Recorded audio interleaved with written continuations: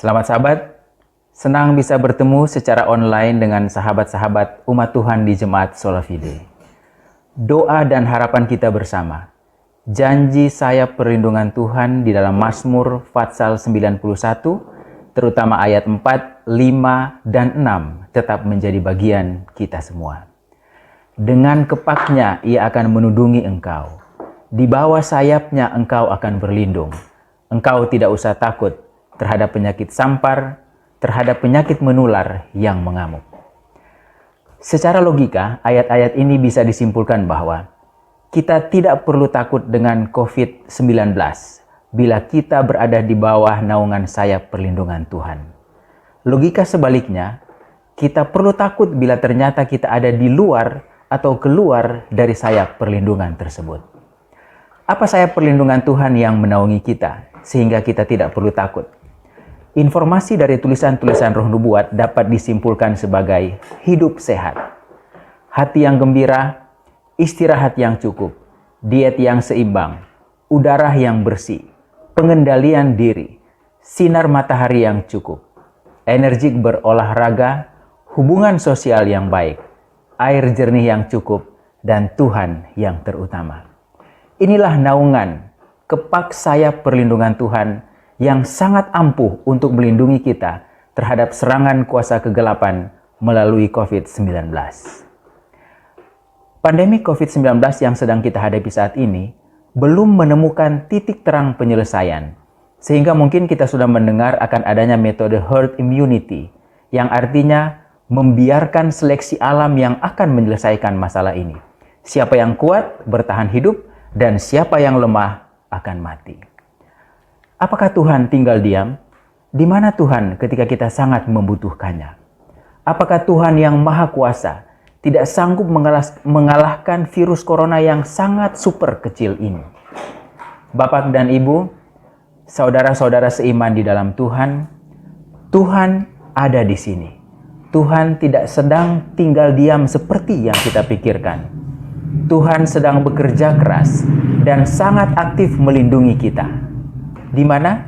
Di dalam tubuh kita masing-masing, melalui kerja ajaib dan luar biasa dari sistem kekebalan tubuh kita.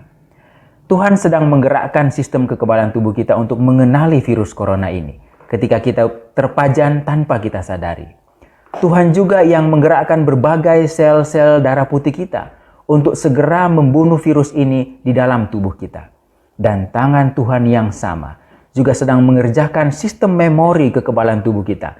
Sehingga ketika kita terpajan untuk kedua kalinya tanpa kita ketahui, maka dengan mudah virus ini dieliminasi dari dalam tubuh kita, dan semua proses hening ini yang terjadi tanpa kita sadari akan berjalan dengan sangat baik. Tetapi proses ini hanya terjadi, sekali lagi, ini hanya terjadi bila kita berada di bawah naungan, ketika kita berada di bawah kepak sayap perlindungan Tuhan, yaitu hidup sehat. Hidup sehat ini akan bekerja pada sistem kekebalan tubuh manusia sebagai satu-satunya jalur alamiah melawan ganasnya COVID-19 sampai saat ini. Tahun 2004 yang lalu, saat sekitar berkecamuknya wabah virus corona 1 yang menyebabkan Severe Acute Respiratory Syndrome atau SARS, para peneliti sudah mengetahui tentang satu-satunya jalan masuk virus corona ini adalah melalui pintu ACE2 atau reseptor ACE2 di dalam sel tubuh manusia. Untuk alasan ini, Hemming dan kawan-kawan melakukan satu penelitian pada organ-organ tubuh manusia untuk mengetahui di mana saja reseptor-reseptor ini berada. Dan mereka menemukan bahwa hampir di seluruh organ-organ tubuh manusia, reseptor-reseptor ini ada. Saluran nafas, saluran cerna, jantung, otak, kulit, dan berbagai organ yang lain. Tidak heran COVID-19 berdampak langsung terhadap paru manusia saat ini, karena organ paru ini langsung terpajan dengan dunia luar dan juga memiliki reseptor ACE2 ini. Tetapi menariknya, Hemming dan kawan-kawan tidak menemukan reseptor-reseptor ini pada sel-sel sistem kekebalan tubuh manusia dan beberapa organ penghasil sel-sel ini seperti sumsum tulang dan jaringan limfoid. Apa artinya? Artinya sel-sel ini tidak bisa dirusak oleh virus corona karena tidak ada pintu untuk masuknya virus ini.